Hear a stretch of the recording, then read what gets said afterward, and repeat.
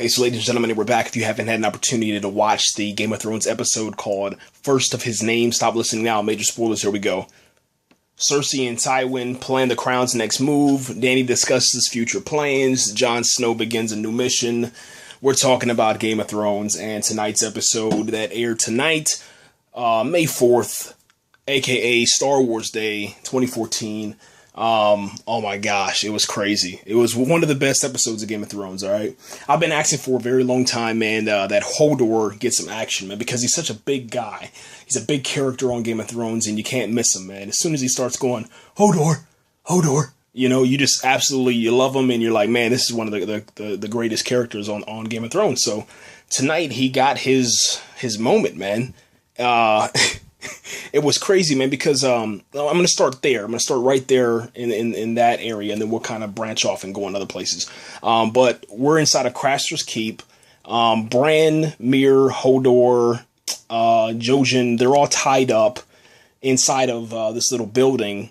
And the guy that cuts off Jaime's hand is actually inside of the cabin with these guys, okay? He doesn't let Jon Snow know that his brother, Bran, is actually inside of the cabin. He tells Jon Snow to stay away from the cabin because there's wild dogs in there.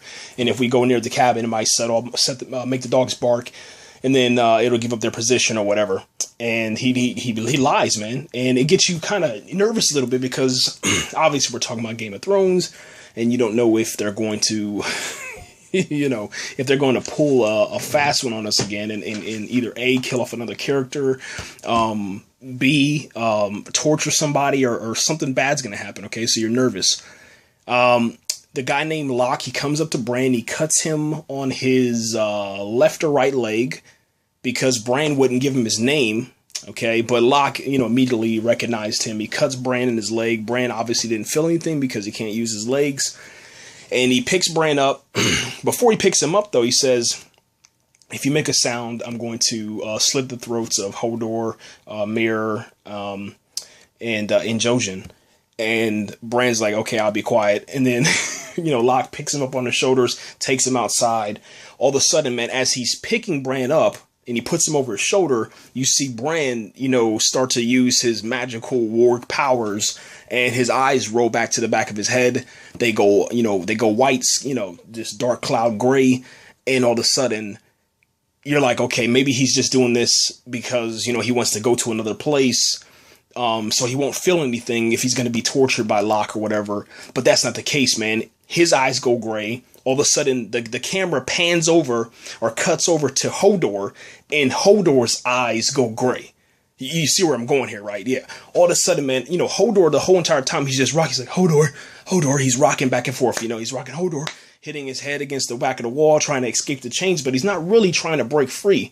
He's just, nervous, man. He's Hodoring.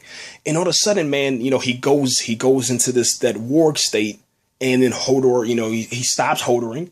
And then he just rocks back and forth. He breaks the chains. He gets up and he chases after Locke, and then it's like, it's happened so fast, man. It's so scary because, Hodor is so big. He's like Andre the Giant.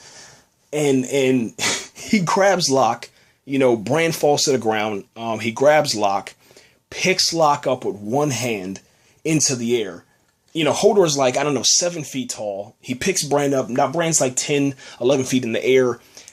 Grabs his neck. He just holds him, and then he grabs his head and he snaps his neck. He snaps his neck so violently that he actually snaps his head off of his shoulders, but it's still attached through the skin. But he breaks the bone through the shoulder blade, through the left or right shoulder blade. There's a huge bone that's popped out. It's his collarbone. It's his neck bone. It's his spine. I mean, I can't even really describe it. Besides, you gotta see this. You have to. You have to see this to believe it, man. It just kind of shows you, man, like, Hodor, yeah, he might, be special or whatever. He might not do a lot. All he can do is pretty much, protect Bran. But if this guy can be used, man, he's going to wreck shop, man. I'm talking about there's nobody can stop him, man. He's almost like, I guess you could say, let's go with that. Let's go with the Incredible Hulk analogy, man. He's that powerful, man. Oh, I was like, wow. I was just blown away, man. Locke's body drops to the floor. He's dead. And then, Bran tells Hodor, man, to go and, release Mir and Jojen. And then we get to this moment where Bran is kind of crawling on the floor, man. He's, obviously can't walk. He's crawling on the floor, with his elbows, and he's crawling across the snow, and he's looking up, and he sees his brother fighting, man. He sees Jon Snow, and he yells out, he's like, Jon. And then all of a sudden, Jojen comes up, and he's like, listen, Bran, if you say this, if you get Jon's attention, then Jon's going to stop you from your mission. He's like, he said, don't you want to see the three-eyed crow? And then Bran, listens to Jojen, and they have to continue on with their mission, which is not going with Jon, or not listening to Jon, or not allowing Jon to stop that mission. They're heading to this weirwood tree where the goal is that in the end, Bran will end up at this weirwood tree where I guess maybe he's going to meet the three-eyed crow. I have no clue, but that's the goal right now. And you got to see this crazy, I don't know how to even describe this. It was almost like an outer body experience to where Jojen started to do his warg, but he wasn't warging, you know what I'm saying? He wasn't on his warg. He was almost like daydreaming, if you will. And they're inside of that Craster's Keep little house, little hut, and all of a sudden the back of the hut turned like falls down, and you see this open area where this weirwood tree is growing, and it's like this beautiful sun, and I can't even really describe it besides saying like, what was that? And there was this moment where Bran and Jojen, they start to, he's like, oh, you know where that weirwood tree is? You've seen that before? And they start, kind of talking back and forth. And then all of a sudden, man, Jojen's hand turns to fire. Because Mir asks, he's like, because obviously Jojen can see the past, the present, the future. He can see all that. He has like some kind of magical powers or whatever with it. Maybe he's warg. Maybe, I don't know what he is, but he sees something crazy. And she asks him, how will we know when it's the end? All of a sudden the dude's hand, Jojen, his hand catches on fire. And it's literally on fire, man. And it was just crazy, man. After all that stuff happened, Jon Snow has a epic battle, man, with Carl.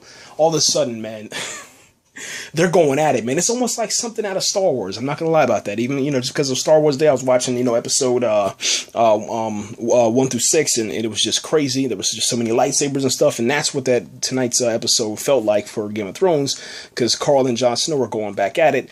Jon Snow gets stabbed in the thigh it's like in the thigh all the way through the butt. If that makes sense. It's kind of weird, but he stabbed him through there, man. You can see the sword and everything. And, Jon Snow's on the ground. Carl's standing over him. He's kind of telling him about, experience, and that, Jon Snow doesn't have the experience, and he's better because he's evil, and that he'll do anything to win. And then all of a sudden, one of Craster Keep's girls, man, comes up behind Carl, stabs him in the back, towards like the back of his shoulder blade, if you will. And then, Carl turns around, he pulls out the knife. He's like, you little. And he starts chasing the girl a little bit, going after her, about to kill her. And then all of a sudden, out of nowhere, the sword of Jon Snow, listen to this, the sword of Jon Snow. Jon Snow's sword goes through the back of Carl's skull, through the back of his skull, through his mouth, opens his mouth up, breaks his teeth off, like his front teeth, his bottom teeth, opens his mouth as the sword comes through. And then he pulls it back out. Oh my gosh. Yeah, it was crazy. I didn't see it coming. I thought he was gonna get stabbed in the back or through the stomach. No, man. Jon Snow stabbed this dude through the face, like the back of the head.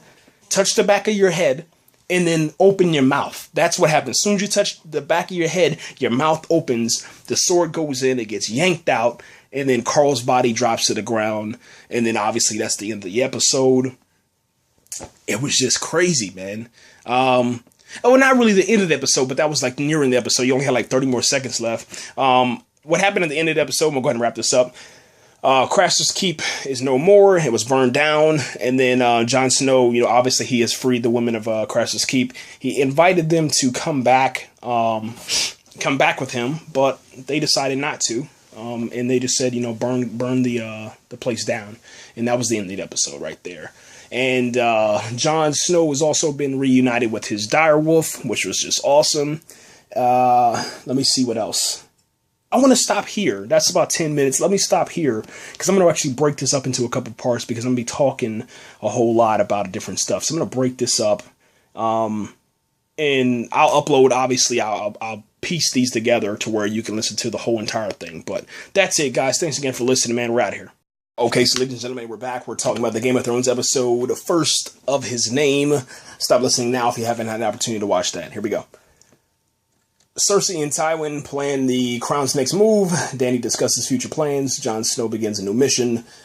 This is going to be really, really fast. Just kind of talking about a couple of things that had to deal with important events inside of Game of Thrones, but not with my favorite characters. But I definitely, it's worth talking about, man. Let me start first off with Lady Brienne of Tarth, man. She is on her mission with Tyrion's helper. I don't know his name, man, but he was like that. He's well known throughout the realm because of his magical member. Let's just leave it at that. They're on a mission. They're getting to know each other. It's very interesting because he's allowing Lady Brienne to kind of open up a little bit and stop being so tight. And she's releasing herself. It's really, really awesome to see. We're going to talk about Lady Cersei real quick, okay? And the reason why I'm talking about her is because obviously we know that Tyrion, man, he is in prison right now, okay? And he's going to be on trial next week in next week's episode, which they showed at the end of this episode tonight. And it looks like it's going to be crazy because of the events that took place tonight. Lady Cersei has went into the chambers of her father, Tywin Lannister, obviously, and she has begun to plant this seed inside of his ear. Okay, and I don't like it. I don't appreciate it, man. It just gets me upset. Now, here's the thing, man. Her father said, "I can't talk to you about the trial. I can't talk to you about the situation with your brother." And what she decides to do is she plants these little small seeds inside of his ear about how is it possible that, you judged, Jaime so harshly when he did certain things in the past, but yet you'll let this supposed murder, which, obviously Cersei thinks is 100% complete and 100% true. And it's so frustrating, man, to talk about. Give me a second. She wants him to feel bad, okay? She wants her father to feel bad and make her brother die for this, man. You know what I'm saying? Let her brother be murdered for this. I mean, we don't know who killed King Joffrey as of... Well, okay. Well, we do, but they don't, okay? And so obviously they put together this little council, and the council was made up of Prince Oberyn, another guy that Tyrion Lannister decided to appoint, and then himself. So those are the three guys that are going to be kind of judging this trial. Well, check this out, man. After Cersei plants that seed inside of her father's ear, and this is how she kind of, I guess, puts the cherry on top. This is what she does. She goes into her father's office or whatever, and his chambers, and she tells him that Marjorie is going to wed Tommen, and that's going to carry on the Lannister name, okay? And just real quick to kind of update you, Tommen is now king. He's the king, and he's long may he reign, okay? The little guy got crowned tonight, and Cersei caught Marjorie smiling, but we'll go into that in a second. But she kind of wants her father to know that, okay, she has good interests and the best interests or whatever, but yet she still won't marry herself like she's been asked to or told to. She still won't listen. So she goes over to Prince Oberyn, and obviously, with Prince Oberyn, this whole thing about innocent people being murdered and how the Lannisters kill people. It doesn't sit right with him. But Cersei, I didn't know. I had no clue this was true. But Cersei has a daughter named Masilla. And Masilla, I guess, has been away for so long, man, and I guess Prince Oberyn knows where she's at or has seen her a couple of times, and so Cersei starts playing into that, she plants this seed into his ear about her brother killing the king, and how about, innocent people being killed, and how, she doesn't allow for women to be, treated harshly and all this other crap, And it just gets me really frustrated, man. So she just takes Oberyn, starts walking him through these woods and stuff, and down by this harbor, and then she kind of shows him this gift that she's been having being made for her daughter or whatever, and then she gives it to Prince Oberyn to take back and give it to her daughter and all this other crap, man. Really, really frustrating, man. Really, really frustrating about that. I don't understand it. But we know how she is. She's a really good character too. I think that she deserves to die next. I'll be honest about that. The next podcast we'll talk about all my favorite characters, and we'll go into that. And that should be the last one, guys. Thanks again for listening, man. And right here. Okay, ladies and gentlemen, we're back. If you haven't had an opportunity to watch Game of Thrones episode called First of His Name, stop listening now. Major spoilers. Here we go. Cersei and Tywin plan the crown's next move. Dany discusses future plans. Jon Snow begins a new mission. We're going to start tonight's episode, man, out just by talking about my favorite characters, and this will end the third part of the podcast. I'm probably going to put this third part that I'm talking about right now in the front because it's most exciting, and because obviously those are my characters, so it's going to be a little bit more interesting. And then you can go back and look at all that stuff. It'll be broken down, and then one will have a complete podcast, so look for that. Anyway, moving on. Tommen is crowned king tonight, okay? That was kind of crazy, man, seeing the little dude get up there and be crowned. I'm going to add him to my list of favorite characters as of right now because it's kind of interesting, man. He's a nice kid. And I guess it's like a refresher, man, from when Joffrey was king, okay? So it's definitely going to be interesting to see how, he forms, man. So long may he reign. That's what they were saying tonight. It was really, really awesome. Tonight, man, Marjorie is smiling at Tommen, and Cersei catches him, man, and she decides to walk over, man, a cock block on Marjorie, and she's like, yeah, there he is, man, long may he reign. And then Cersei kind of explains in this weird way that she knew the kind of king and the kind of man that Joffrey was, man. She knew everything about Joffrey. The things that he did shocked her. That was what she said tonight. And to me, that took Cersei's character to the next level because she didn't seem to be bothered by any of that stuff. She didn't seem to even blink an eye, man. And wow, I'm blown away by that, All of a sudden, man, she kind of flips the script because I thought that, when Marjorie was smiling at Tommen, that Cersei would catch her. And then actually, obviously, go over there and threaten her in some way. But she kind of flipped it a little bit tonight. And she said he's going to need help if he's going to rule well. And then Marjorie comes back a little bit later after about 15 seconds and then kind of going back and forth, talking about their plans or whatever. She says, I don't know what to call you later. Is it going to be sister or mother? So that's kind of a little jab, man, that she gave Cersei tonight, Marjorie, man. Her character is really getting well, man. Really having some awesome stuff happening to Marjorie, man. So definitely keep a lookout for her. All right, I'm gonna save Khaleesi, man, to the end because it was just I'm so excited for that, man. I'm gonna get to that in a second, man. We're gonna go talk about Lady Sansa, man. This is where it gets kind of strange, man. But we're gonna go into it, all right. We know that Lady Sansa is with Littlefinger, okay?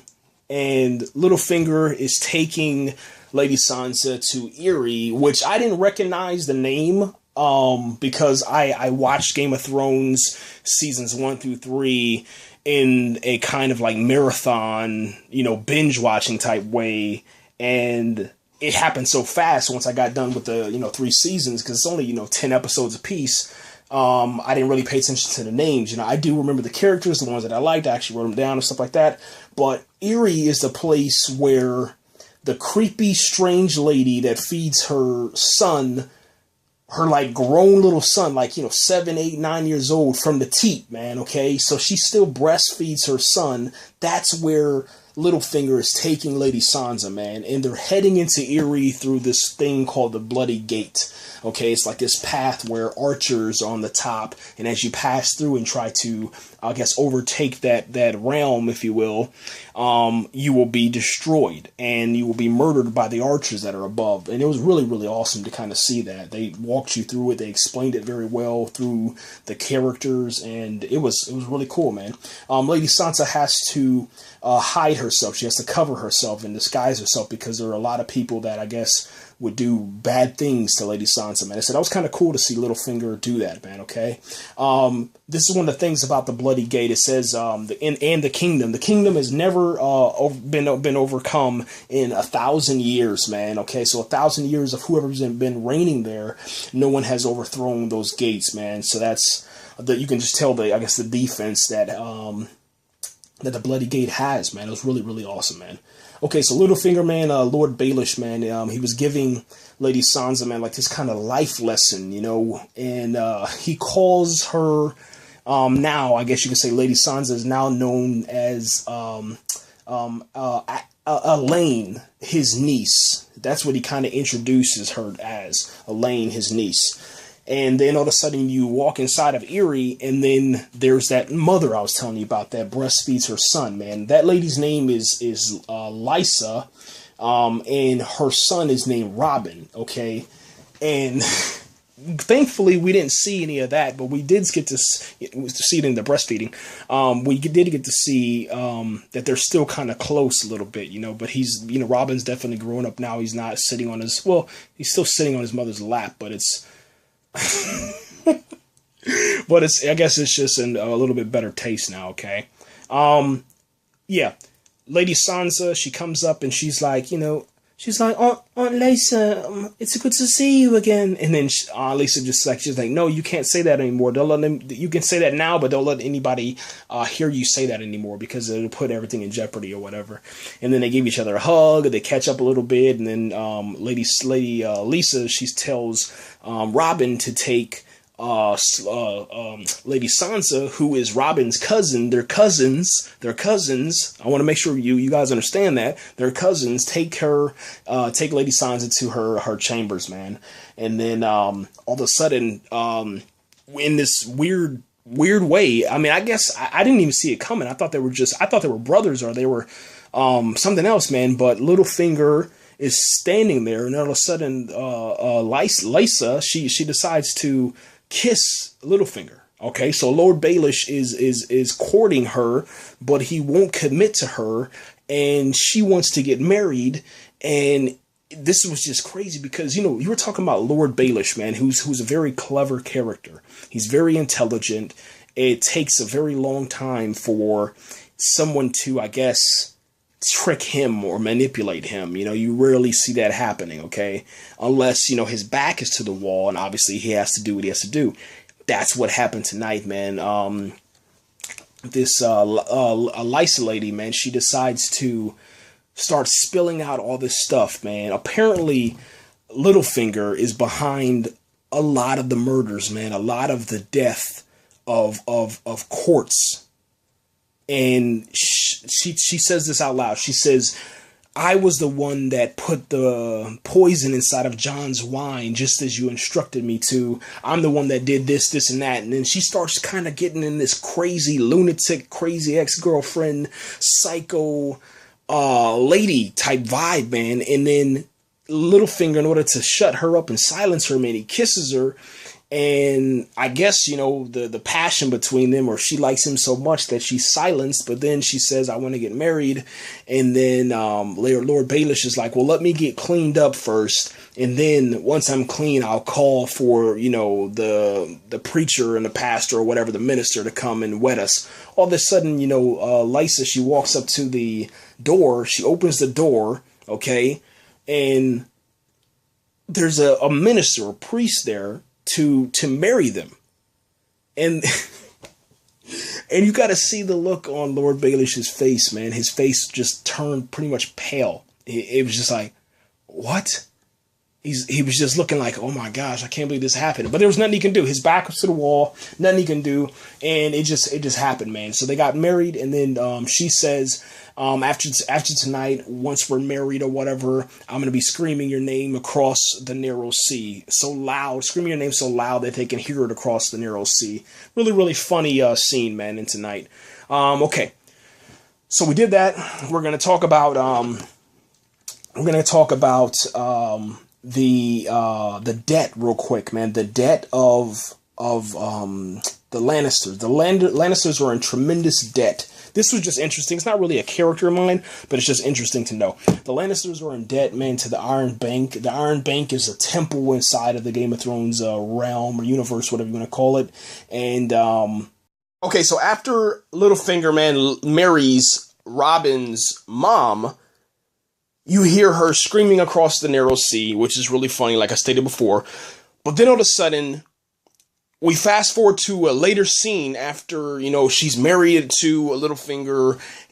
She's sitting down with Lady Sansa, and she brings Lady Sansa a plate of lemon cakes. And immediately, man, I start smiling because I'm like, man, that's Lady Sansa's favorite food. So this is going to be like an epic little moment. Maybe they're catching up and stuff. And you can see Lady Sansa and Lysa, man, they're sitting there talking, and she's explaining, Lady Sansa's aunt is explaining about her mother and explaining about, all these times that they've had. And then all of a sudden she kind of flips a little bit and she starts talking about how Lady Sansa's mother was always greedy. She was always the one that wanted to get the good person. She always wanted to get something that she couldn't have. Always wanted to get her hands on something. And she grabs Lady Sansa's hand. She holds her hands and she starts pressing her thumbs into like her index finger, her ring finger. And she just starts flipping out, man. She freaks out and she starts accusing Lady Sansa of sleeping with Littlefinger. And she's like, what is he seeing you? What have you given him? And then Lady Sansa's like, I've done nothing. I've promised. I've done nothing. There's nothing. I'm a virgin. I promise you. I don't know anything. He's always said that I'm stupid. And obviously I had to do the voice because it was just absolutely hilarious, man. I love it when, Lady Sansa, gets into a situation where she has to be like uncomfortable, man, because that's when her best acting comes out, man.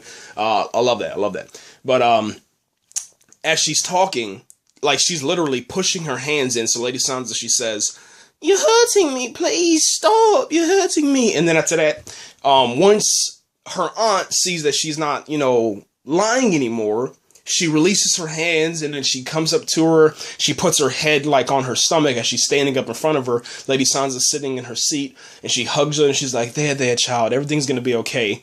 And then she says, everything will be fine as soon as you marry Robin. And then Lady Sansa's eyes just get so big. They're looking out. She's just like, she's back into the, I guess, the same situation she was in with the Lannisters. She's now a prisoner of this new realm, man. And it's like she left the Lannisters and she headed to Eyrie, and now she's a prisoner, man. It's I don't understand it, but that's crazy, man. She said that she wants Lady Sansa, man, to be the Lady of the Vale. And then that was it, man. It was crazy. I was nervous the whole entire time, man. Like I said, man, a great episode, man, of Game of Thrones. Okay, heading to talk about Era and the Hound, man. Okay, so we remember that preview. If you guys remember that preview of Game of Thrones, they had that preview where Ara's she's on the ground. She's kind of naming out these names, Tyrion Lannister and blah blah blah blah blah. She's naming off like 50 names, and then the dog says, what are those names or whatever, and then she says, those are the names of the people that I'm going to kill. And well, the Hound, the Hound says to Ara, he says, well, shut it up. I'm trying to get some sleep or whatever. And then she rolls back over and she says, before she rolls back over, she says, don't worry, I only have one more name left. She rolls back over You know, the dog's like, well, that's fine. You can go and say that. I have no problem with that. Get it over with or whatever. And then she rolls over and then she says, the Hound. And that's it. Then they cut the scene. And it was crazy because, like, she literally said his name, man. Like, I was like, what? I didn't see that coming, man. I guess I kind of did because of some of the past stuff, you know, obviously in season 1, season 2, but yeah, I thought they were getting along, but you know, she's focused, man. She's determined. In the morning, when the Hound wakes up and he wakes up to find that Arya is gone, she's missing, man. But we find her down by the river.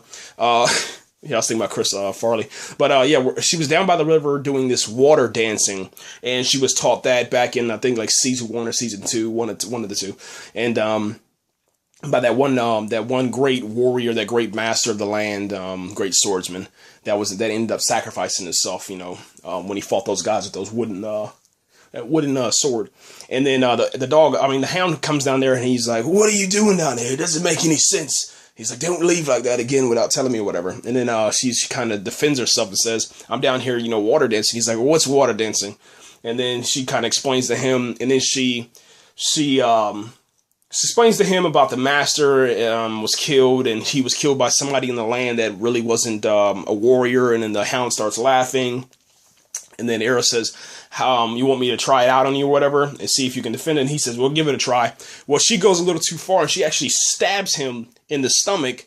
But obviously, you know what I'm saying, he had his mail on, so she couldn't really, you know, penetrate the armor and stuff like that. So, and then after that, he backhands her on the ground, and and then picks her up, and then that's it.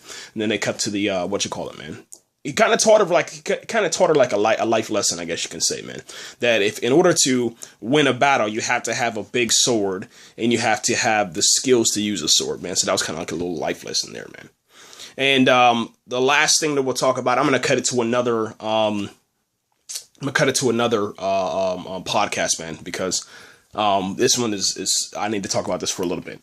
But just to kind of wrap things up, Tom and his king, Marjorie and Cersei are kind of getting along, but they're taking jabs at each other. Marjorie is definitely going to be getting with Tommen. That's what Cersei wants. That's what Cersei has told her dad. Real quick, the Iron Bank, man. We're going to talk about this for a second. The Lannisters are in tremendous debt to the Iron Bank. It's a temple. It's like a First National Bank, I guess you can say, man. And if you don't pay your debts, you'll die. So that's kind of something that, you know, I forgot to mention, but I got it now. Lady Sansa, Littlefinger are inside of Eyrie, and they are with Lysa and Robin. And now Littlefinger is married to Lady Lysa, or Aunt Lysa, whatever you want to call her. Robin and Lady Sansa will be married pretty soon. Looks like Hodor got his time to battle today, or tonight, I should say. And then Jon Snow and Bran are not reunited yet. Bran's heading towards this weirwood tree, and then Jon Snow is going to take his people back and defend himself against the Mace Riders. Let me see. Lady Brienne of Tarth is still on her journey, and that is about it, man. We'll stop there, guys. Thanks again for listening, and catch the other one. Okay, we're back. If you haven't had an opportunity to watch Game of Thrones, First of His Name, stop listening now. Major spoilers. Here we go. Cersei and Tywin plan the Crown's next move. Dany discusses future plans. Jon Snow begins a new mission. I have already talked about every single thing about this episode in previous little podcasts. I kind of broke them up because it's easier to upload, so it's a little bit different this time. Sorry about that. But we're going to get through it. Tonight's episode of Game of Thrones, man, was one of my favorite, man. It had Hodor fighting. It had Lady Sansa, man, in some really, really tight situations. And she's now in a crazy situation now. We're not going to go into that because now we're going to talk about Khaleesi. Yes, the mother of dragons, man. First off, let me just say this. We, I guess, anticipated this season was going to be dragons. We got a little bit of dragon action, and they kind of put that on pause, and now it's going in a totally different direction, man. I don't know why. Maybe it's because they already have seasons 5, 6, 7, you know, already, you know, greenlit, and we know that it's going to be around for a while, so they're not going to rush anything. That's exactly what happened tonight, man. Khaleesi And forgive me again, but it's the new guy with the beard that replaced the old guy without a beard, but it's the same guy. That guy, the old guy, and then the younger old guy, they're all on Khaleesi's council, man. And obviously, you know what I'm saying, with Greenworm, you have all of these people that are kind of like the mentors and the knowledge of the land, and they're like, I guess you can say, like the Khaleesi's, her intelligent, her counsel, man, you know what I'm saying? They're the ones that kind of guide her and help her make her decisions, okay? Well, they're sitting here telling her that everything that she's done, I guess, since she I guess, how you want to say, since she got burned in that fire, everything that she's done, you know, to free the slaves after she, you know, came out of the Dothraki, it's all unraveling. And I guess that's kind of the easiest way to say it, but every single thing, all the lands that she has taken, she's put certain people in charge of those lands, and those people have been doing bad things. One in particular is this guy called Cleon the Butcher. He basically imprisoned all of the people that Khaleesi broke out of chains, okay?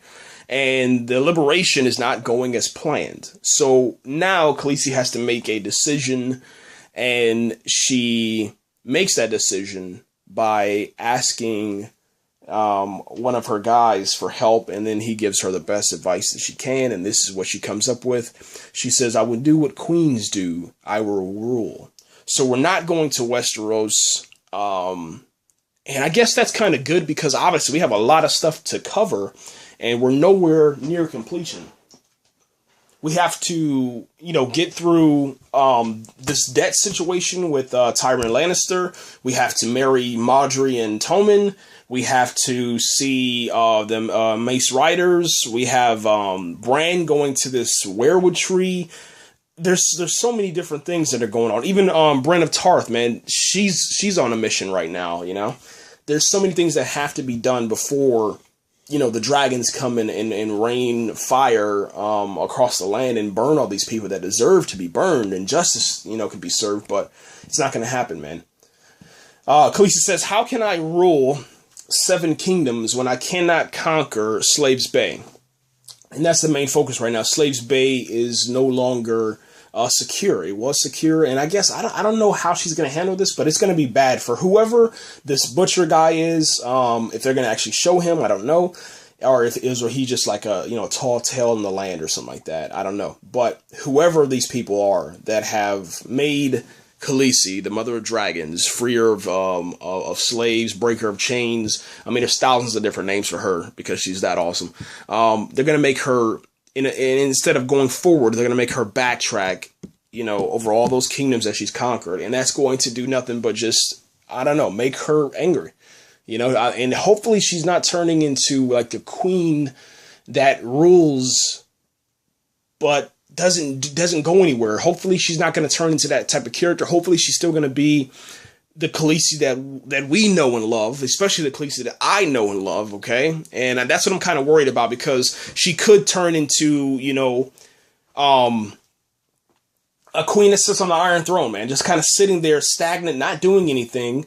And that's going to, I don't know, that's going to be kind of boring. You know, her dragons are going to get angry, and maybe they'll turn against her or something like that. I don't see that happening, obviously, but you can't control these dragons. But if these dragons aren't on a mission and they're not being fed, how is that going to work out? I don't know. And they're getting bigger, too. That's one thing we need to obviously talk about, is they're going to get bigger. So, I don't know. Well, she's going back, though. She's going back to secure Slaves Bay, it looks like. And, It's crazy, man. That was the only time that she was in the episode, but it was such a big moment in the episode that I had to talk about it alone on one podcast, just to kind of wrap my head around that and kind of explain it to you guys, because it's that nuts, man. Next week looks insane. We're going to see the trial begin. We get to see Brienne of Tarth do some things, and it looks like we might actually get to see Jon Snow and Mace Riders, all those guys come together and start really battling it out, man. We'll see what happens, guys.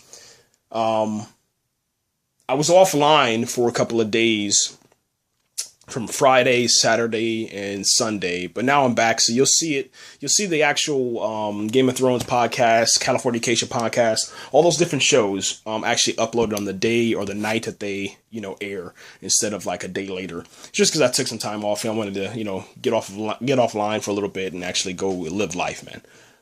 You guys should do that. It's a little bit of detox, I guess you can say. Anyway, guys, thanks again for watching. What were your thoughts, man, about Khaleesi, about Marjorie, Cersei, Lady Sansa situation, Littlefinger? I mean, just name it. It's crazy. Yeah, and what did you think about Hodor? Getting to battle it out, all that stuff, man. Let me know, guys. We're out of here. Thanks again for listening.